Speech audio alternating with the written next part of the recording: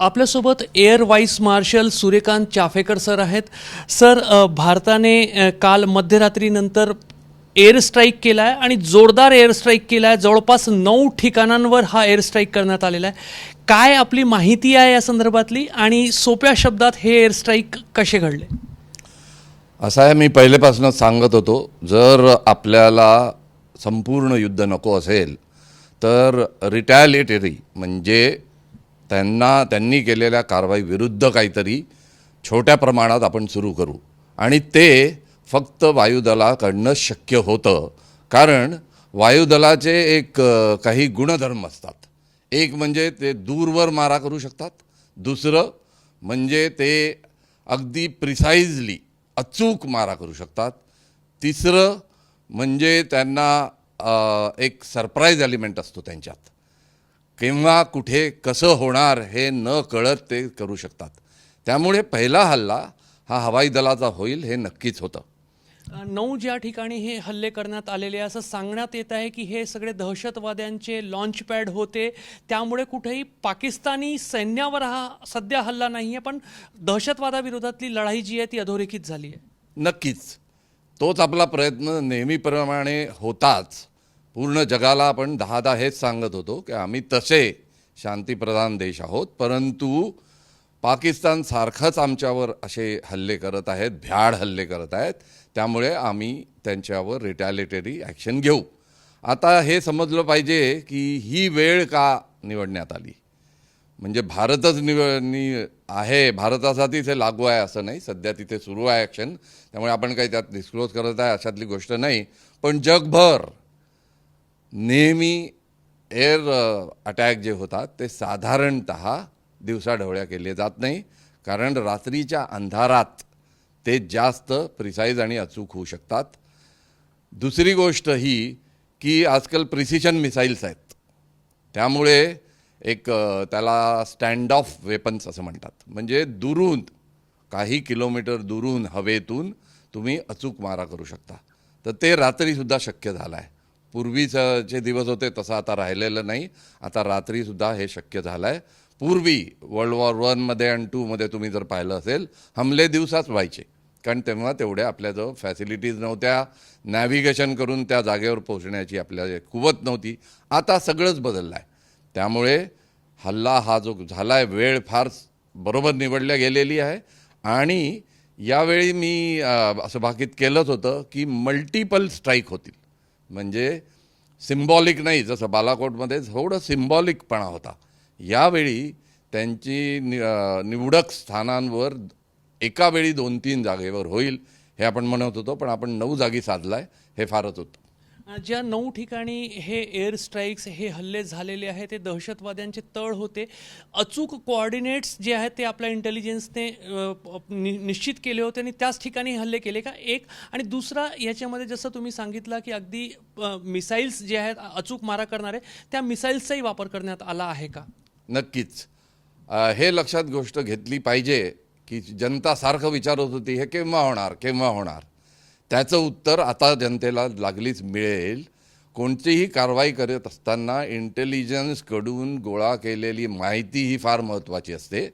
त्या माहितीनुसारच टार्गेट निवडले जातात आणि ते टार्गेट जर बरोबर निवडल्या गेले आणि इथे सगळ्या आतंकवादी हेडक्वार्टर्सवर किंवा त्यांचं इंटर सर्व्हिस हे आहे ज्याच्यात ISI पण असतं आणि आतंकवादींनाही घेतलं आहे, अशा हेडक्वार्टर्सवर आपण मोजून मापून ही कारवाई केलेली आहे. आणि इंटेलिजन्स असल्यामुळे हे नक्कीच आपल्याला सोपं जातं, हे आपण लक्षात घेतलं पाहिजे. आणि त्यामुळेच अचूक मारा होऊ शकतो. त्यामुळे केव्हा होणार, कसं होणार आणि केव्हा करणार हे आपण जे सांगत नाही ते याच गोष्टीसाठी, कारण त्यांना आश्चर्यचकित करणे, सरप्राईज एलिमेंट ठेवणे आणि मग धमाका करणे त्यांच्यावर, हेच उद्दिष्ट असतं. हे जे 9 ठिकाण आहेत, वेगवेगळे नाव त्या ठिकाणांचे आहेत, हे सर्व POK मधील आहेत की काही पाकिस्तानच्या जी आंतरराष्ट्रीय सीमा आहे त्याच्या आतीलही आहेत? त्यामुळे एक भारताने किती संयम दाखवला तो स्पष्ट होईल त्याच्यात. ओके. सर्वात गोष्ट महत्त्वाची याच्यात पहिली गोष्ट लक्षात घ्या की पाकिस्ताननी शिमला करार रद्द केला आहे. जसा शिमला करार रद्द केला, ही गोष्ट मी आधी बऱ्याच चॅनलला सांगितली आहे, लोकांचं याच्याकडे लक्ष नव्हतं, पण याचं फार महत्त्व आहे.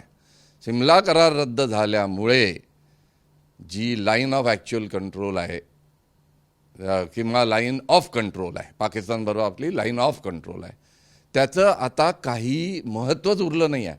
आणि ते पाकिस्ताननी स्वतः केलं आहे, म्हणजे त्यांनी पायावर आपल्या धोंडा घालून गेलता. त्यामुळे बॉर्डर क्रॉस केली की नाही वगैरे हा म्हणजे ही माहिती किंवा हा विषय आता संपलाच आहे भारताच्याकडून, कारण पाकिस्ताननीच तो संपवला आहे.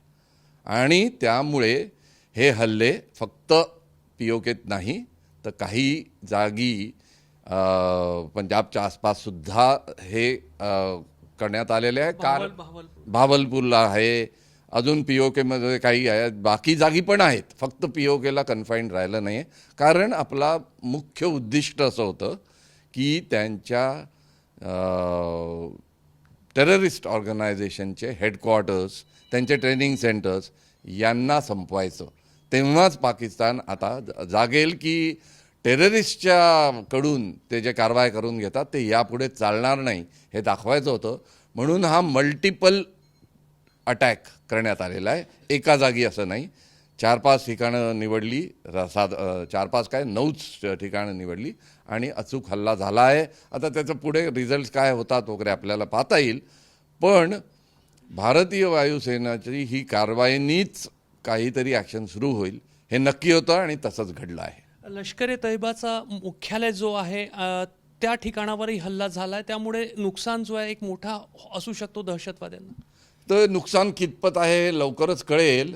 त्यांनासुद्धा साधारण कल्पना असावीच की कुठे कुठे हल्ला होण्याची शक्यता आहे. त्यामुळे काही लोकांनी पळ काढला असेल, काही लोकांनी तिथून काही जागा रिकामे असतील, काही जागी काही असेल, पण ते पळून पळून आता किती पळणार हे तुम्ही लक्षात घ्या. आपल्या इंटेलिजन्स एजन्सीज त्यांच्यावर नक्कीच मागावर असतील आणि ते जिथपर्यंत जातील तिथपर्यंत आपण त्यांचा पिच्छा पुरवू. कारण आपण पाकिस्तान देशावर हमला करत नाही आहे, तर आपण आतंकवाद्यांविरुद्धच लढाई करतो आहे, हे लक्षात घेतलं पाहिजे. रात्री या एअर स्ट्राईक्स नंतर 2 महत्त्वाच्या घडामोडी सुद्धा घडल्या. आपले जे NSA आहेत अजित डोभाल यांनी अमेरिकेचे NSA यांना संपर्क साधला, अमेरिकेचे परराष्ट्र मंत्री आहेत त्यांना संपर्क साधून संपूर्ण माहिती दिली आणि त्यानंतर अवघ्या काही मिनिटात पाकिस्तानने युनायटेड नेशन्सकडे धाव घेतली. तर ह्या 2 घटना आणि पुढे ही एअर स्ट्राईक जी आहे ते पूर्ण युद्धामध्ये किती रूपांतरित होऊ शकेल या 2 घटनांच्या पार्श्वभूमीवर, की हे या एअर स्ट्राईक पर्यंतच हे मर्यादित राहील? मी एक इथे स्पष्ट करू इच्छितो की भारताला संपूर्ण युद्ध नको आहे, यात कोणीही शंका ठेवू नये. कारण त्याची कारणं अनेक आहे. आपलं फायनान्शियल स्टेटस चांगलं होत आहे, आपण प्रगतीपथावर आहे, पण इंटरनॅशनल याचे रॅमिफिकेशन्स होणारच होते. त्यामुळे सध्या आपला डिप्लोमॅटिक जे एकंदर तत्त्व आहेत किंवा आपण जसे त्याला पुढे नेतो आहे ते फारच उत्तम आहे.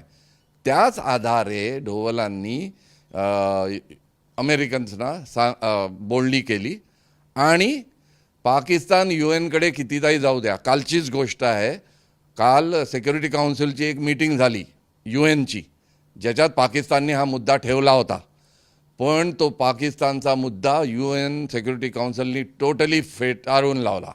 आणि आतल्या गोष्टीतली माहिती ही आहे की त्यांनी पाकिस्तानलाच धारेवर धरलं की तुमचं ह्या दरवेळा भारतावर जे हमले होतात ते बरोबर नाही आणि तुम्ही सिक्युरिटी काउन्सिलकडे ही घेऊन आलेले आहेत, ते त्याला आम्ही दुजोरा देत नाहीत. सर, आता जी माहिती समोर येत आहे त्यामुळे बहावलपूर असेल, मुरिदके असेल, भिंदर असेल, अशा अनेक ठिकाणी हे हल्ले झालेले आणि या सर्व ठिकाणी मोठ्या संख्येने दहशतवादी होते. हा इंटेल जो आहे एवढा परफेक्ट कसं राहतो? कारण ही पण एक उत्सुकता आहे की अशा सिच्युएशनमध्ये नक्कीच भारतीय हेर त्या ठिकाणी आहेत पेरलेले. याच्यावर आपण जास्त भाष्य करणार नाही, पण मी एवढं तुम्हाला सांगेन की जग बरंच पुढे गेलं आहे. जितकं तुम्हाला दिसतं त्याच्या 3/4 आत काहीतरी सतत चाललेलं असतं आणि हे भारत देशच करतो अशातलं नाही, हे जगभर चाललेलं आहे. आणि आजकाल इलेक्ट्रॉनिक इंटेलिजन्ससुद्धा इतकं छान झालेलं आहे की जरूर नसते की माणसंच तिथे पाठवायची, जरुरी नसते की माणसंच तिथे हवी, पण जर हवी असतील तर प्रत्येक देश प्रत्येक असं कार्य करतो. त्यामुळे इलेक्ट्रॉनिक मीन्स आणि ह्युमन इंटेलिजन्स अशाचा मेळ घालून तुम्हाला कल्पना येते की कुठे काय आहे आणि कसं आहे, आणि हे सतत अपडेट होत असतं, हे लक्षात घेतलं पाहिजे. आणि त्याचा भाग या हल्ल्यांमध्ये नक्कीच असतो, त्यात कोणी शंका ठेवू नये. अखेरचा प्रश्न, आता पाकिस्तानकडून काही एक कुरापत करण्याची किती शक्यता आहे आणि त्यामुळे आपण सर्वांनी किती सावध राहण्याची गरज आहे?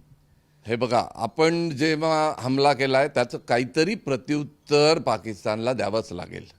काही नाही तर जगाला हे दाखवायला की ते देश म्हणून अजूनही एक्झिस्ट करतात, हे तर त्यांना दाखवावंच लागेल.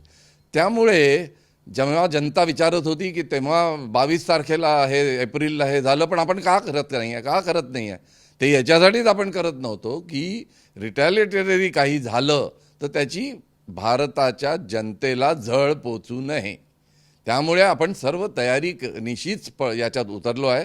तर पाकिस्ताननी जर हल्ला केला, जो ते करतील आणि तेही असाच छोट्या मोठ्या प्रमाणात करतील, तो आपण परतवून लावण्याची आपल्यात कुवत आहे आणि आपण ते परतवून लावू, याची सगळ्यांनी नोंद घ्यावी.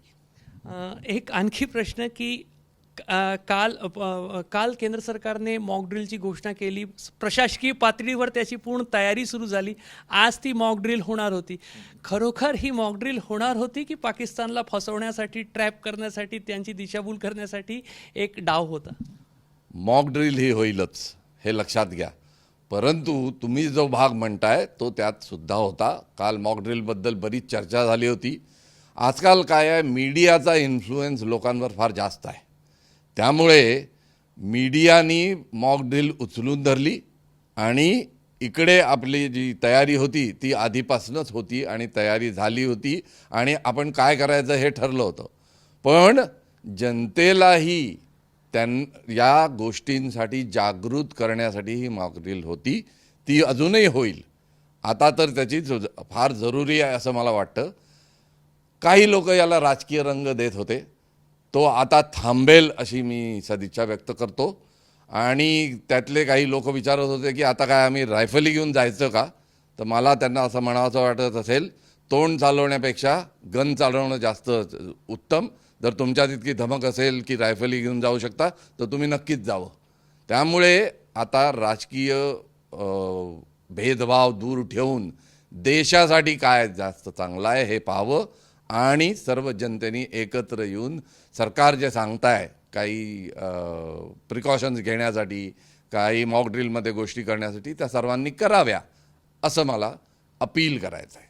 तर भारताने जो काही एअर स्ट्राईक केलेला आहे त्याला नक्कीच मोठा एक यश मिळालेलं आहे, कारण एक परफेक्ट इंटेलिजन्सच्या आधारावर हे हल्ले जे आहेत ते 9 ठिकाणी करण्यात आलेले आहे. या 9 ठिकाणांची निवड पण दहशतवाद्यांचे मोठे जे लॉन्च पॅड आहे, काही तर त्यांच्या दहशतवादी संघटनांचे मुख्यालयासारखे जे मानले जात होते, अशा ठिकाणांवर हे हल्ले. त्यामुळे एक मोठा नुकसान दहशतवाद्यांना झाला असेल. लवकरच त्याचे आकडे समोर येतील. मात्र ज्या पद्धतीने हे हल्ले झालेले, मोठा नुकसान दहशतवाद्यांना झाला असेल. मात्र सूर्यकांत चाफेकर सर एक महत्त्वाच्या गोष्टीकडे लक्ष वेधत आहेत आणि ती गोष्ट म्हणजे पाकिस्तानने काही दिवसांपूर्वी शिमला करार रद्द केला आहे. त्यामुळे LOC जी आहे त्याला आता फारसा महत्त्व पाकिस्तानने तो करार रद्द केल्यामुळे उरत नाही. त्यामुळे भारताने पाकिस्तानची सीमा ओलांडली नाही ओलांडली अशा पद्धतीचे आरोप प्रत्यारोप जरी पाकिस्तानकडून झाले तरी ती पाकिस्तानच्या चुकीमुळे पाकिस्तानने शिमला करार रद्द केला.